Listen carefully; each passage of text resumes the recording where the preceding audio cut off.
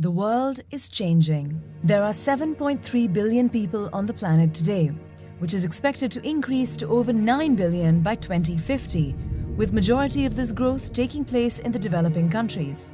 This means we will have more mouths to feed but less food supply. Today, the world produces some 5 billion tons of food per annum. By 2050, we will have to produce up to 10 billion tons of food to feed the global population. As of today, almost 11% of the world's population lacks access to food, with at least 1 out of 9 being chronically malnourished. Changes in demographic patterns, such as urbanization and decline in rural population, continue to adversely affect agricultural activities and pose a significant threat to the challenge of feeding the world. Today, there are approximately 1 billion people associated with agricultural activities, but this is expected to decline by up to 50% by 2050, further deteriorating the food supply conundrum. As the 6th most populous country in the world, Pakistan will acutely feel the effects of food shortage resulting from this rapid escalation of population.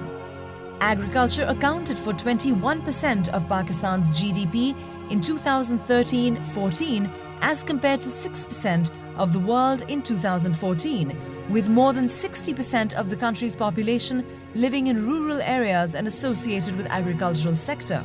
Already, Pakistan has an alarmingly high ratio of undernourished population, as high as 22% compared to the global average of 11%. This, coupled with the fact that during the last decade, the share of agriculture in GDP has declined from 23% to 21%, poses a significant threat. Based on projected population growth rates, Pakistan will have to double its food production by 2050 to feed its entire population at that time.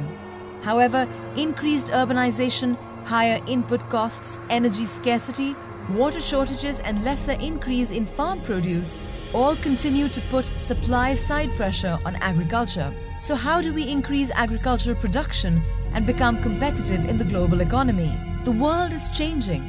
How are we?